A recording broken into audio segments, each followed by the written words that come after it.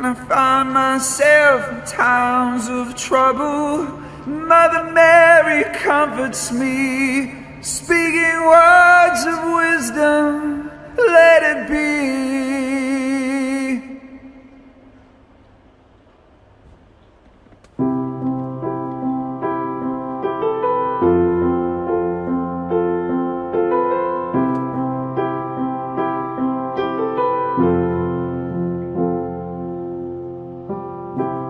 Imagine there's no heaven. It's easy if you try. No hell below us.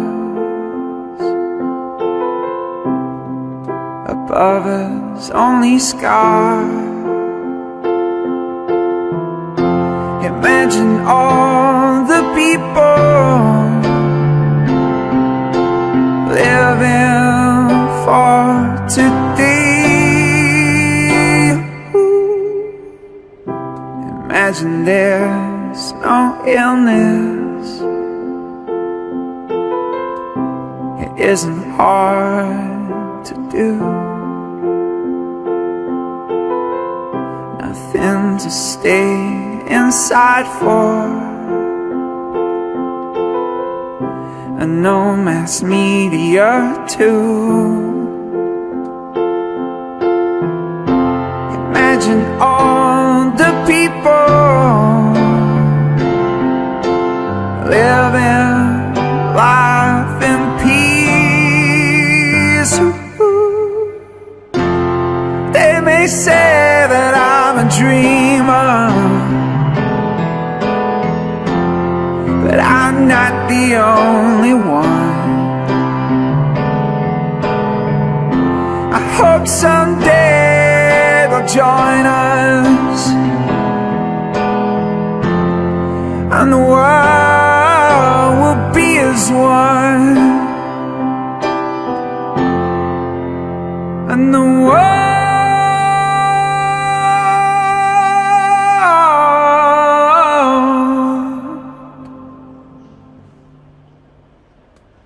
is one.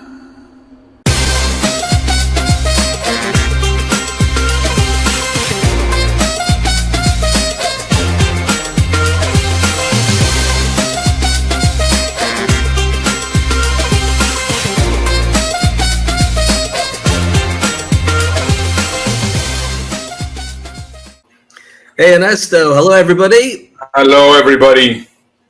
How you doing, fella? To the Toilet Paper Diaries.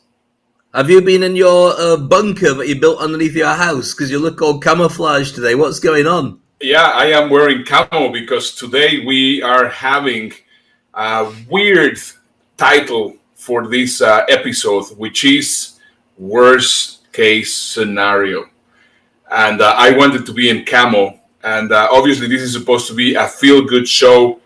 So I want to tell you, and I want to actually give you a how's it called, disclaimer. That's what it's called. You know what? Yes, what we're going to be sharing today, it is exactly like when you get on the aircraft and the stewardess shows you how to wear the oxygen mask and what you have to do in case there's a crash. Obviously, nobody gets on the plane thinking that there's going to be a crash. However, you have to know what you need to do in case it happens. Same thing when you go into a cruise. Before the cruise goes out, you also have to go to a safety drill. Every time that you are working for an airline, you're also trained in what will happen if there will be a worst case scenario. So I think the most important thing that we need to do is we have to explain what the worst case scenario is. So Dave, you are the expert on this and risk management. So can you brief everybody so that they can understand what this is all about so that we can actually get started with the content of this show? Absolutely. I've got to say I'm really relieved because when you said to me you're going to be in camel, I thought you said in a camel. But in camel, it makes sense now. So I feel so much better now. I was getting worried. I'm in Dubai. There's camels everywhere. And anyway, yeah, here's the thing about risk management. right now, there's a number of people who are going to have to make a decision about their business, if they're not making it already. And there are a number of different factors that the people who are experts in risk management talk to organizations about. And I've got 5 things here for people to consider, which are the basics, and then the ramifications of how they move on after that are obviously something that gets programmed and accounted for. And when they get a readout of what the situation will be in a risk analysis, then you've got a certain amount of money that's going to go missing between that and that, certain amount of staff and so on. Let me give you the 5 headings. First of all, disruption due to social distancing and potential illness amongst all the staff. So again, what we're looking at is a certain percentage of people that are going to be affected by this. Say about all the staff, it's not all the staff. There's a lot of people who could end up being affected. So when we're talking about the staff, again, we're looking here at another point, number 2, which is plummeting employee productivity. If you find that your staff are getting ill, if you find that they're working from home and not quite being able to turn up for work in the same way because of the hours being different, or because they've got more challenges at home to deal with and concentrating, then that's something that they take account for as well. Stressed supply chains.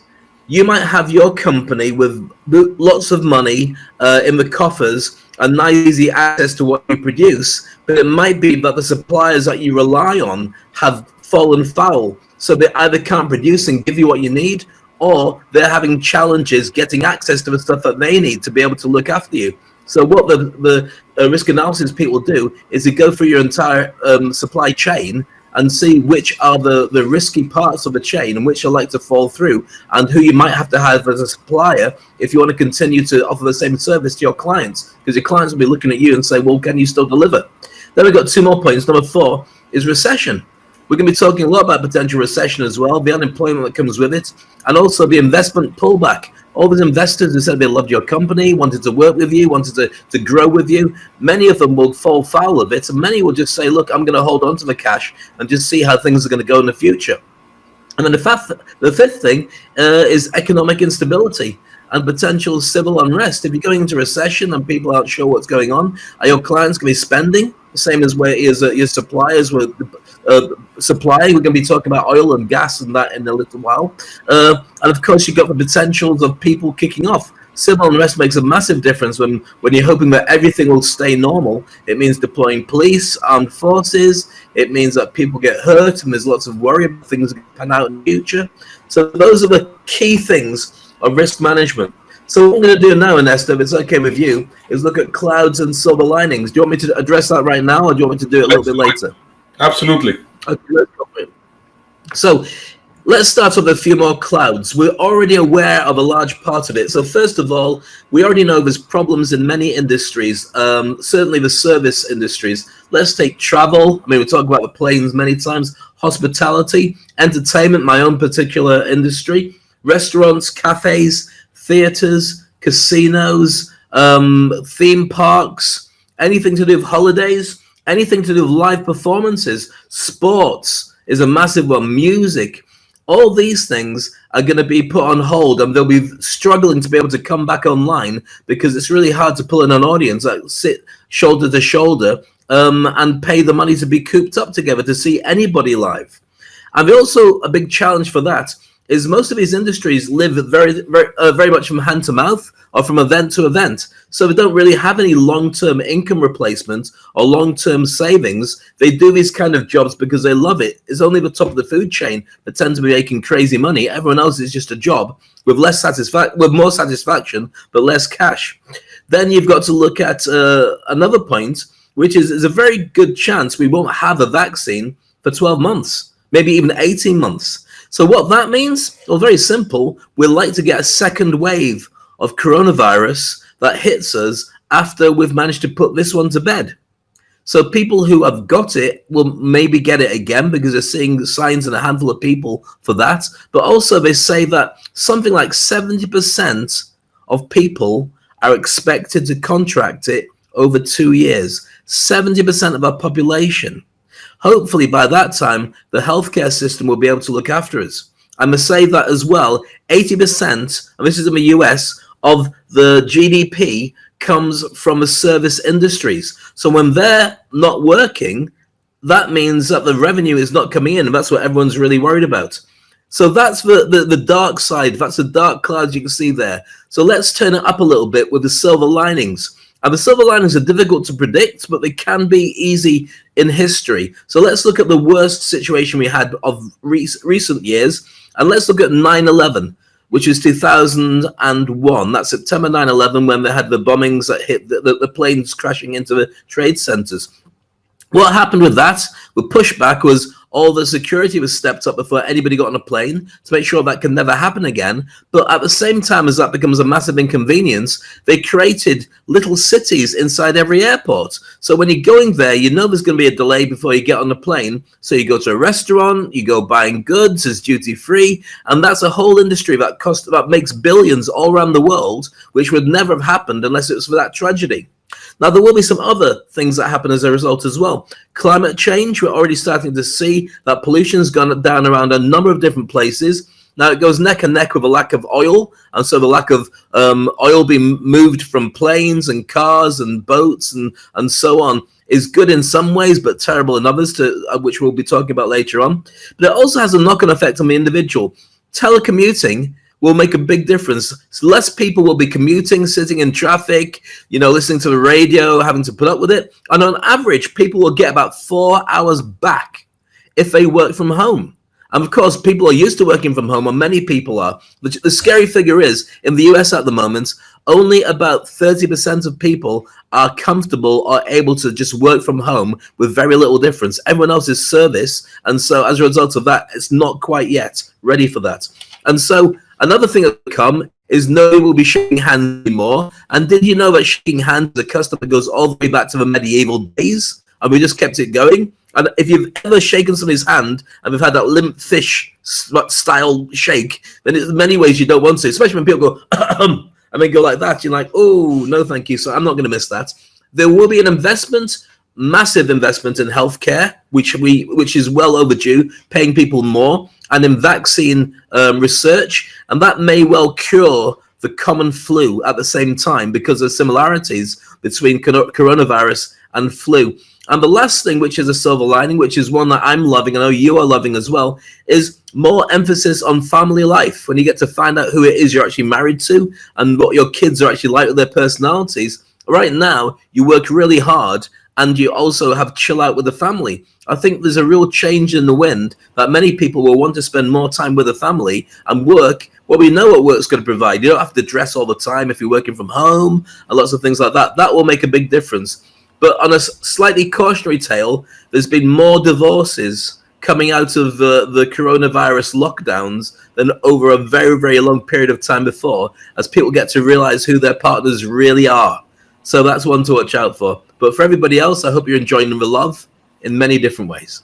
Great insights, Dave. And yes, indeed, I think what Dave was mentioning here, it's some of these things might not even happen. But as we were saying, in the airline industry, for example, I am an airline person, and I worked for the airline for about 10 years. And several times we were always trained on what to do if touch wood, there was going to be an accident, or if there was a PR crisis. They also trained us on PR, on what we need to say, how we need to handle the media, and everything was thinking on risk management and worst case scenarios. What I see over here is that many people some of them are either pessimistic, some of them are optimistic, some of them are thinking that there's going to be a takeover by the Illuminati. And those are kinds of things that, let's try to be realistic. And this is the reason why we wanted to put together this show. This reminds me of one of my fellow Amsterdammers. I mean, possibly that I lived in Amsterdam for about 15 years. So I feel 100% an Amsterdammer, and that is Anne Frank. Anne Frank was in hiding for, I think it was about 3 years. And if you have ever been to Amsterdam, very close to the Keizersgracht, there is her house. And if you go there and they tell you the story of how she was hiding and how she was leaving and every single thing that was happening, it just really makes you think, oh my goodness, I mean, this situation must have been horrible. If you read the book, or if you actually watch the movie of the story, it's very endearing. And to a certain extent, compared to that, we are in heaven. I mean, we are completely in heaven. I don't think that we are in any way, shape, or form in that dire situation. So here is what I think it's absolutely critical for everybody to understand, that we need to prepare for what might happen, and then we need to get you a plan of action so that you can actually start preparing for that, because this is what Dave and I have been doing, and this is what we're going to be covering tomorrow. I am very excited also because today I received a notification from Google and from Apple that the Toilet Paper Diaries was now accepted on the Google Playhouse, and also on the Play Store, and also on the Apple Podcasts Play. So that's just absolutely awesome. So we are now really absolutely everywhere: Stitcher, Spotify, Apple, so everything. So congratulations, Dave. Well done. Congratulations. Well done, Ernesto. It's about time we started talking about stuff that was interesting for people then. Well, yeah, exactly. I mean, we started talking about all those things. So, yeah, I mean, that is basically what today is going to be about. Yeah, it's very sobering to think about how things go. When you mentioned Anne Frank, I had a meme sent to me earlier about Nelson Mandela, who spent 27 years in captivity, much of it in solitary confinement. And obviously the story is well known. When he came out of it, he took over the government and changed a large part of changed his country forever and changed a lot of the world thinking as a direct result. So there is always a silver lining, but we just got to deal with it right now and just keep safe and keep sane as much as we possibly can. Yeah. You know, I one of the things that we were talking about, because of course we have been changing this show to make it more relevant to every single thing that is happening. And we have seen from episode 1 to episode 34 now, the progression and how we have learned how to do this. And it's very interesting. And for example, we have been trying to stay away from the negative, how many deaths have been happening and this kind of thing, because of course we want to also bring you some good information, some valuable information, but also something that you could also have a good time with.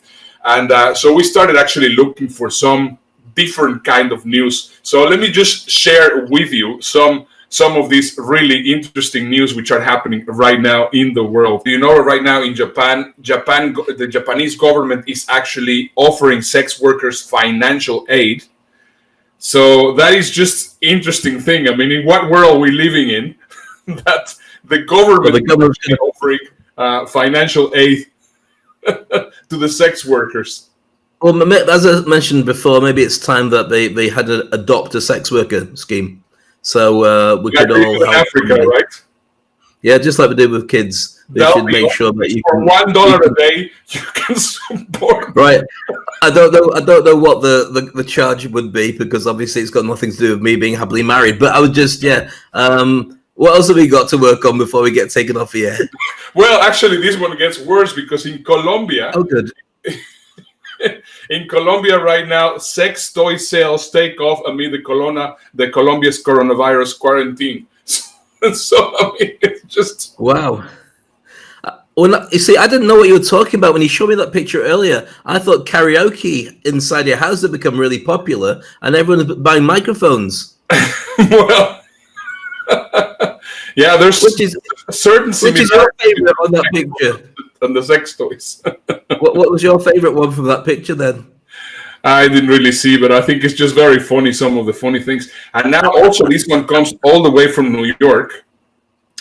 Now it is actually legal to get married in New York with Zoom. So it is now completely legal to get married in Zoom in New York. I mean, it doesn't really sound very romantic, but anyway. Well, You mentioned about a week or so, or maybe even slightly longer, about the apps that were created for people to date during the coronavirus. So people are having meals, being vetted, then having a meal together, but over a distance. It wouldn't surprise me people actually just getting married as a result of that and deciding that the world's going to end. So might as well go for it now. I think, of course, like everybody experiences, it's one thing to go on a date with somebody. When you move in with them,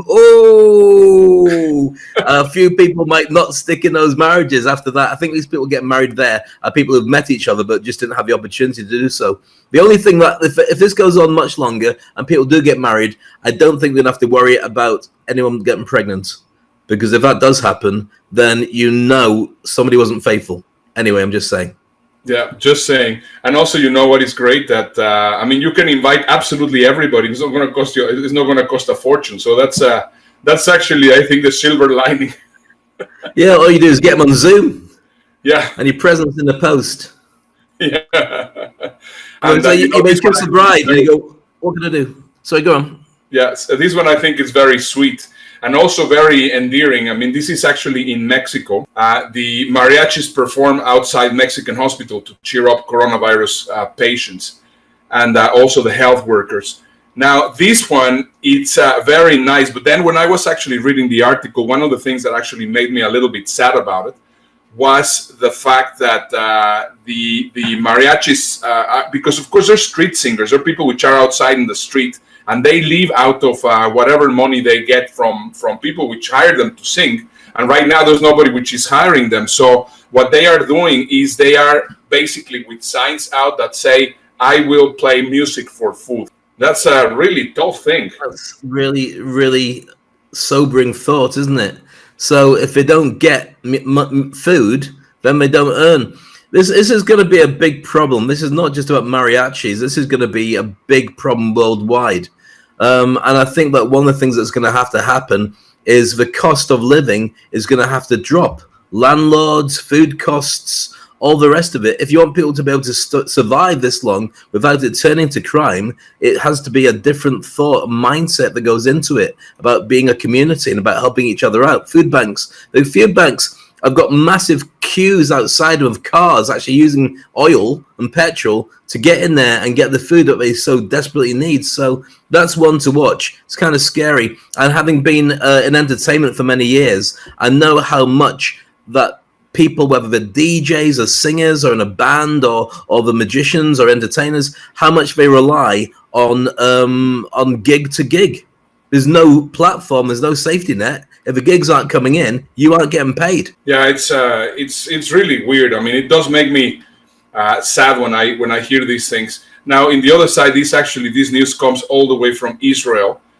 There was a demonstration against the way that the government is handling the pandemic and whatever you want. I mean, once again, without getting into politics, it's just really amazing how people are taking this seriously there in Israel. And I believe very strongly that this is also something that is going to carry on for a number of years to come. Have a look. Can you see, basically, there's the streets on Tel Aviv, and everybody's actually having social distancing.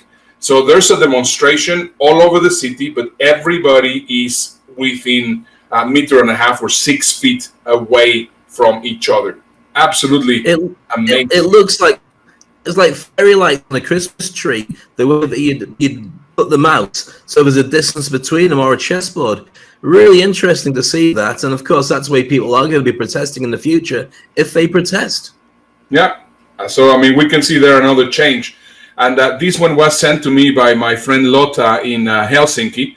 And right now, I mean, it's very sad because I have seen a couple of bakers and a couple of coffee stores here in my area here in the Woodlands in Texas that have closed, because right now, I mean, if you are a Starbucks and you're part of a franchise or part of a chain, it is a lot easier to survive. But if you're in a small coffee shop or anything like that, then of course it's a lot more difficult to survive. And this is how they are doing. I mean, these bakers are using some different creative ways in how to celebrate these crazy times, and then of course support your local. So they was actually me. Is that real toilet paper? No, that is actually That's a cake that looks like toilet paper. And the reason why my friend Lotta sent it to me, because of course of the toilet paper diary. So I think it's very sweet. Is it a chocolate cake underneath there by any chance? Just a thought. Probably. That would be more appealing. I just put some chocolate cake there. Yeah. Moving on swiftly. Yeah. There we go. But that's good news that people are starting to come up with inventive ways of involving it. A sense of humor makes a massive difference because we've never experienced anything like this before. And so if you can laugh it off, it's really good for your immune system at the same time. What is that? Darth Vader going shopping. Here we see pictures from supermarkets of the weirdest stuff that people are wearing when they go out to shop. And there we can see somebody, clearly, it's either somebody from Star Wars or it's actually somebody who's got a tarpaulin. What's that around his neck?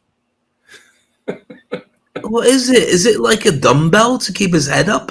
You know, this is a competition which is going on right now in social media, where people are submitting pictures of the weirdest costumes that they have seen. I mean, see, for example, this is a guy this is a guy in London. So let me just show you. This is really funny. Just as a mouse. I mean, what's the story with that? And this guy as Darth Vader. Or look at this one. This is in Miami, Florida. Was that just a scuba diving kit on his head? He just has the scuba diving on his head. What's that on the end of his? If you turn it back again, Ernesto, what's that on the end of his antenna on his snorkel? On the previous one, another one. Well, they've both got something on the end of it. I mean, this guy's got full-on scuba diving kit. Yeah, that's outrageous. This guy is also somewhere in Europe. I'm not sure exactly where that is, but it's also somewhere in Europe. So yeah, I mean, no chances. So what we're going to do is we're going to be bringing you some of the funniest, ways that people are actually going for shopping. I'm sure that Walmart, it's another place where there's going to be a lot of really funny pictures. So anyway, those are the funny news that we have been watching right now.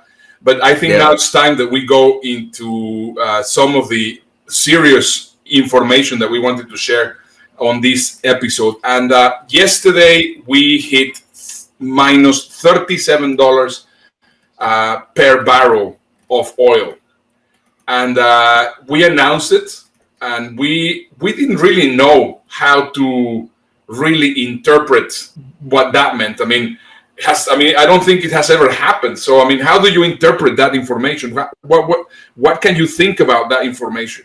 So we started doing a little bit of research, and of course there were thousands of videos on YouTube, and some of them were very negative. Some of them were they were just ignoring the situation, and they were just reporting it. And I wanted to find something that was really realistic, balanced, solid, something balanced. And this is what I found. Have a look. When was the last time you filled up your car with gas? A week ago? A month ago? Judging by the price of oil, it's probably been a while. The last time crude oil was this cheap, Bill Clinton was in the White House. Adjusted for inflation, oil hasn't traded this low since World War II, 75 years ago. That's how major a shock the coronavirus has been on demand. Globally, 92% of all consumers are self-isolating. This means that people aren't shopping, which means goods aren't being sold, which means they aren't being shipped. Trucks, ships, and planes are sitting idly by, not using any gas. While this might be good for the environment, all of these issues mean a complete and utter destruction of demand for oil.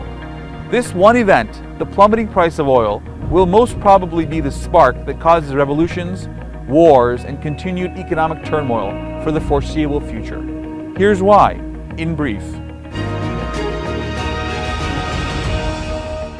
Oil traded at $70 a barrel earlier this year and now trades at almost $10. In March, the OPEC Plus countries, those that joined together in deciding how much oil to produce, had a falling out. Specifically, Saudi Arabia argued for cuts in oil production to increase prices, while Russia argued against. In response, Saudi Arabia massively boosted its own production to seemingly punish Russia, causing prices to collapse. Enter the coronavirus, and global demand dried up, causing the perfect storm of oversupply and practically no demand for oil. As prices dropped, buyers of oil began hoarding it, filling up storage facilities so that they could sell later when prices increased. Right now, approximately 90% of global oil storage is full to the brim.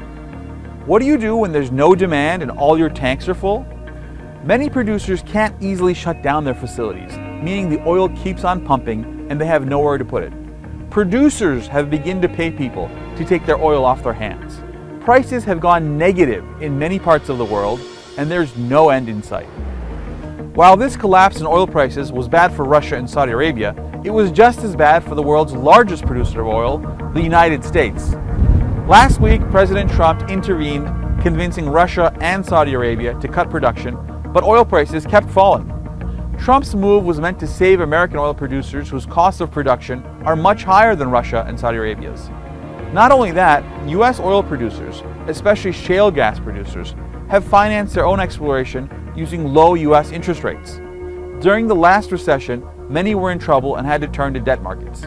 Now tens of billions of dollars worth of bonds that finance fracking operations have been downgraded to junk. Here's why this is critical for you. Many U.S. funds are heavily invested in these junk bonds. You may already be invested in these bonds yourself through your 401k or other retirement savings. A collapse in this sector may trigger a contagion effect, just as the mortgage-backed securities collapse took the entire economy down with it in 2008. This time, however, the entire world is in lockdown, and economies are on the brink of collapse as it is. So what's going to happen? If oil prices stay at these levels, and there's no reason to believe they won't, oil-producing companies and countries will begin to default on their obligations. Many already have. This will force the sale of other securities as investors scramble for cash, and this will depress prices universally. Countries that rely on oil revenue won't be able to provide basic governmental services to its people, and the people will begin to protest. Protests will spawn more protests until leaders are pushed out and revolutions take place. Those with military might may use this as an opportunity to destabilize other countries and take over. What can be done? The Fed has already begun to prop up junk bonds and will likely continue to do so. It's already spent more money in the last 6 weeks than it did in the previous 16 years. The Fed and other central banks will continue to pour more money into markets, but at some point, the impact of their investments will also wear thin. What then? That's really anyone's guess. We're in uncharted territory now. The only thing we know for sure is the longer economies continue to be shut down, the longer the recovery will take. There you go. So there's the trickle-down effect of oil being cheap but nobody buying it. That's very scary. And this is just the tip of the iceberg, of course. Same as every other industry. It's just a taste of what's to come, and very much a worst-case scenario, which is what today's show's about. By the way, if you've got comments and thoughts, please feel free to drop them into the comments section on Facebook. We'd love to know what you're thinking, because we have our own opinions, but they do get colored and they do become more interesting when we share them with you, and you share yours with ours as well. So feel free to send your messages too. Hello to Amit Prakash.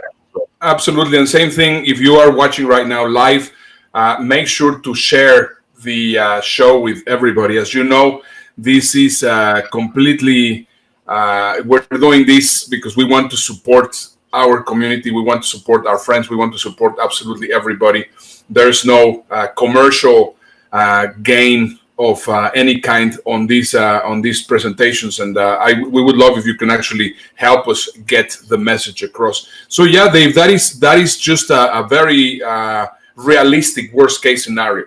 So we have to start preparing for it, and I think it's just absolutely critical. So we know now the oil part, which is of course a circumstance that happens because of the pandemic. So what else can we think about that might also be part of the worst case scenario?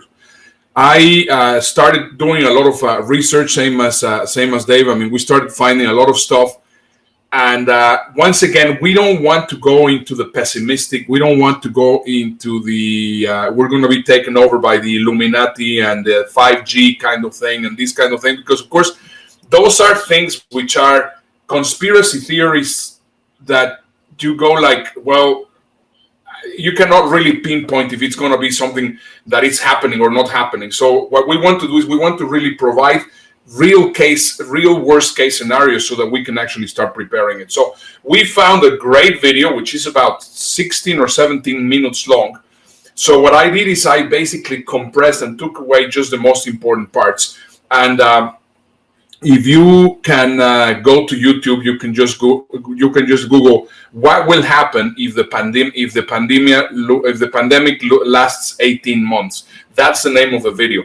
On March 17th, a leaked government plan revealed the possibility that the pandemic could potentially last as long as 18 months and come in multiple waves rather than being a single linear progression. We've seen a huge rush of school closures and event cancellations across the globe, as well as the closing of non-essential meeting places like bars, theaters, and dine-in restaurants. These trends are likely to continue for the foreseeable future and affect almost every aspect of our lives, from food to entertainment to healthcare. Entertainment is moving increasingly towards streaming and video on demand, with major releases like Wonder Woman 1984 skipping its theatrical run entirely and moving directly toward VOD releasing. If we're looking at a protracted pandemic, we'll likely see more and more releases forego their theatrical runs and go straight to video on demand. However, this actually has wider implications for your entertainment as a whole. Production sets for movies and television involve a lot of people working in close proximity, making them huge transmission risks. As a result, it's unlikely new movies and TV shows would be made. So you better get used to enjoying reruns of all your favorite shows. Thankfully, many internet content creators like this show are less likely to be affected due to having smaller teams. So there will be plenty of more new videos to get you through the boredom of quarantine.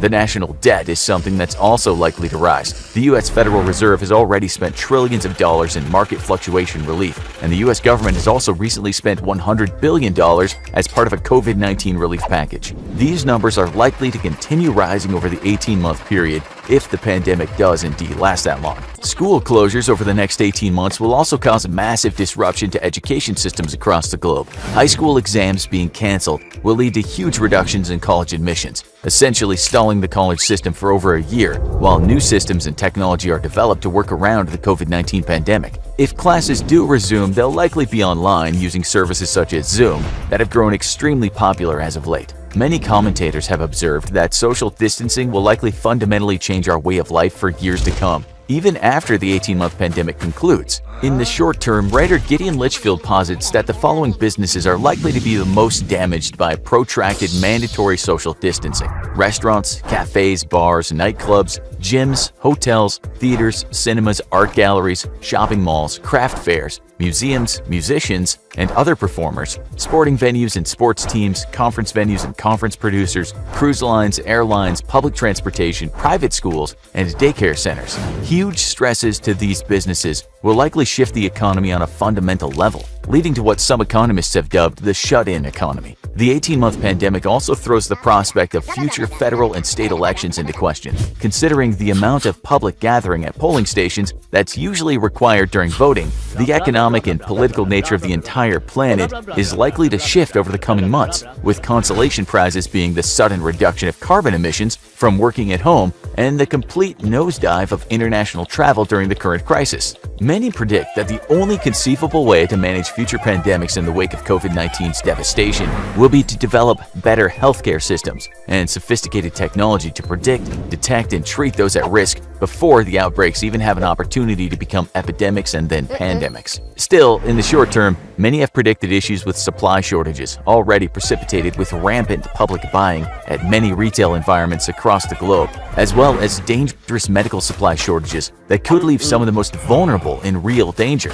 Ironically, stretching the pandemic over a protracted period of time, such as 18 months, could actually bode well for society overall. You may have heard the phrase flattening the curve recently, but not had it fully explained. Essentially, it's extremely likely that large portions of the US will be infected with COVID-19 regardless of what happens. In order to ensure best results, social distancing spreads the infections over time, allowing the healthcare system to support a smaller number of cases over a longer period of time. If the cases spike massively in a short period of time, while the pandemic will technically be over earlier, it will overwhelm the healthcare system and cause much larger death tolls. In other words, the longer the disease lasts, the better off everyone involved will be. In the meantime, scientists are developing 15 different potential vaccines across the globe, using diverse technologies that include mRNA, DNA, nanoparticles, synthetic, and modified virus-like particles to hasten the process. Phase 1 clinical trials are beginning in multiple countries for various potential COVID-19 vaccines and treatments,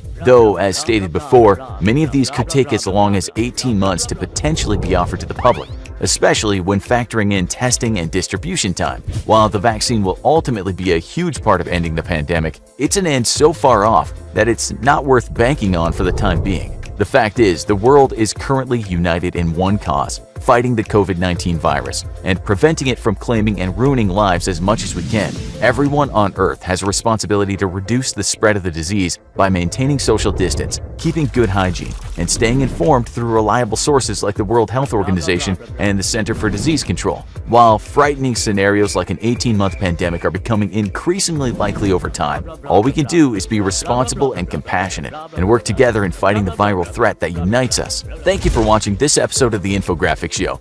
Wow, you don't need us anymore. After seeing that, we've got a complete crash course on everything that's happened and everything that's going to happen. It's amazing when you watch an infographic like that, where it's just very plain, but it's showing it like it is, how much you retain about what's really going on right now. Because it's not easy to get news. It's easy to get everything, but the actual news that you can use, digest, and work with has to come from sources that you believe in, which is why we're doing this show. I think this video, it's phenomenal. I definitely recommend you to watch the 15-minute version, because it explains the whole thing. And I think for me, it's incredibly valid to think that this is going to be 18 months, the worst case scenario.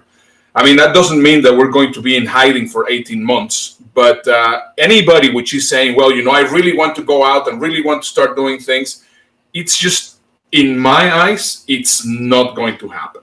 Are you prepared for the next 12 months, 14 months, 16 months, 18 months? Who can answer that? Because you don't know where your money's going to come from. I mean, if you own your own property, then hopefully you can sit there and just concentrate on paying bills. If you're renting, and more people are going to be renting from now on rather than buying property, then you've got to be reliant on where the income comes through and what the landlord's going to say about the price of rent. So that also begs questions. Like, for me, being an expat for almost 30 years, living in Dubai and traveling around the world, being a British citizen, do I then go back to my home country? Well, it's not my country anymore. It is, and I love it, and I'm British. But I've lived here for such a long time. My family's been used to being here. If there's no safety net, then what are you going to do? I'm sure these are the questions that are burning a hole into so many people's heads at this moment in time. And the answers we will be sharing with you over the coming shows. So don't worry, we're not going to leave you hanging and worrying about the fact that you've just unable to sleep. There are solutions, and just like before, when we had the crisis of not a crisis of digitization, artificial intelligence, and robotics, there weren't enough people for the new jobs that were coming through. There's so many new jobs that were going to come from digitization that people would have to reskill, and then there'd be jobs aplenty for everybody. The same will happen with this. There will be new industries, new jobs, new opportunities for people. It's just that it will end up with a lot of people during the transition period finding it a little bit more tough than they would have liked. Yeah, that is correct. We are getting Tony Waitley. It's just waiting for us to. He's one of our reporters here in the Houston area, and I would love to hear his take on all of this. Have a look. Thank you, Dave. Thank you, Ernesto. This is Tony Watley from the Houston, Texas area, and I would like to give you some perspectives to consider about what's going to be rolling out in the next few weeks as this coronavirus starts to scale down and people are become more free again, going back to their normal life that they had before this. So the thing is I think a lot of people miss what they don't have because it was taken away from them. We're all in quarantine, sitting in homes and doing these kind of things, and we vie for going back to that office and returning to normalcy. Well, that sounds good, but what's going to happen is you're going to go back to normal, and many of you are going to realize how bad it actually sucked. Let's be honest. You're going to go back to that job. You're going to look around, and you're going to look at your cubicle farm or your office or your annoying coworkers or that passive-aggressive supervisor that you report to, and you're going to be thinking to yourself, did I really miss this? Maybe working back home was actually a better idea. Maybe being more productive at home and on my own time schedule was actually a more productive way for me to accomplish the things I need to do for the day. And you're going to start to think about, maybe that wasn't so bad. So while most people are hyper-focused on the current situation, I'm going to challenge you to start thinking about what it's going to be like to return. It's not going to be ideal for most people. And unfortunately, there's a lot of people that have also lost their jobs and their income during this process. Those of you that are in that, you need to be more focused on the positivity and the mindset and preparing yourself with new skills, new knowledge, and really arming yourself to go back into that workforce to compete against other people for the same jobs. This is not a time to be focusing on negativity and doom and gloom. Turn off the news. Unfollow all those negative people that you see on your social media feed, because the things that we get to absorb in our brain, we start to process in our subconscious, and you don't want to be at that energy level when you go back and things become normal. So hopefully this message is reaching you and you're going to do some changes and start to find those positive people in your life to encourage you, like Ernesto and Dave. But here we are on the Toilet Paper Diaries. Thank you, and going back to the studio now. I think it's great if you also connect with Tony. Tony has a fantastic podcast, which is also all over the place. It's called 365 Driven. And I'm very selective in what podcasts I listen to, but I love Tony's interviews. He has a great style. He has great content. And even though here, it's an interesting thing to actually listen to his point of view, because of course, he's thinking in the best possible scenario. Yeah, we're just about to go out, and we are in the contrary saying, well, we have to look in the worst case scenario, not because we are negative or not because we want to have a bad we have bad energy or anything like that, but more than anything is because, of course, what happens if, I think it's always, if you always ask yourself, what if, you will always have solutions for these kind of things. Now, think about it. If we would have asked ourselves, what if there's a pandemic, as Bill Gates told us in 2005 or 2015, whenever it was, we will not be here. We will not be here. But the thing is, that's just something for the movies. And we never really considered it. And here we are. Absolutely. That's absolutely critical to make sure that we think of the worst case scenario.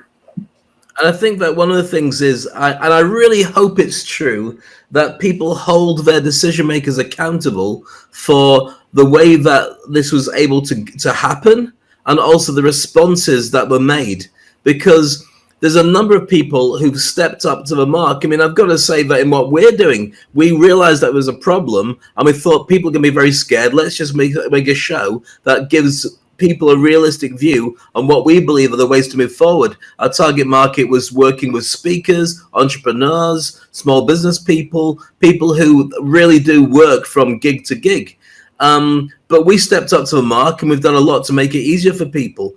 But I know a lot of people haven't done. Now, here's what I find so scary, really, is the big money organizations, with maybe the exception of healthcare, are all taking a massive hit. Because if you were in real estate, well, nobody's buying property at this moment in time. Very few people buying property because, first of all, you haven't got the virtual reality layout of a person's house if they can watch it from somewhere else. And people aren't going to go visiting property if it hasn't been wiped down properly. But every industry is going to go through a huge reinvention. So there's a lot to be challenged there. And I hope that people do step up, think about other human beings, and help them as much as possible. By the way, we are still in the gift week here, aren't we, Ernesto? So yes, we are. We've got the opportunity for you to get some wonderful gifts from us. I've got my own hypnosis audio, which is the chair, and that's a special audio for people who've lost somebody during the pandemic, or if you've lost somebody that you want to be able to get closure from. It's a hypnosis NLP audio, and it creates a chair in your imagination where the person you're missing sits for a short amount of time for you to have closure and talk to them once again. It's really effective, and I know that many people are using it. And do you want to talk about the Shorby?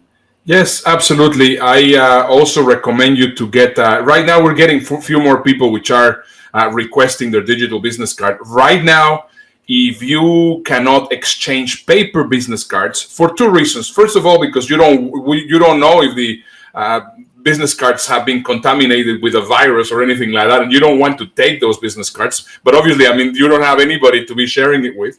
The best way to connect digitally is with a digital business card like this one. And this one, normally, I mean, it is the service like this is about $9 a month. Now you can actually, we will give it to you for absolutely for free, and it's something that is incredibly helpful. So yes, it is right now gift week, so we continue giving you this, and because of course that's our way to say this is the way that we are contributing. I also have a very last video just to close about FIFA and how they are thanking, you know, the first responders and all the workers. This is very beautiful. Have a look.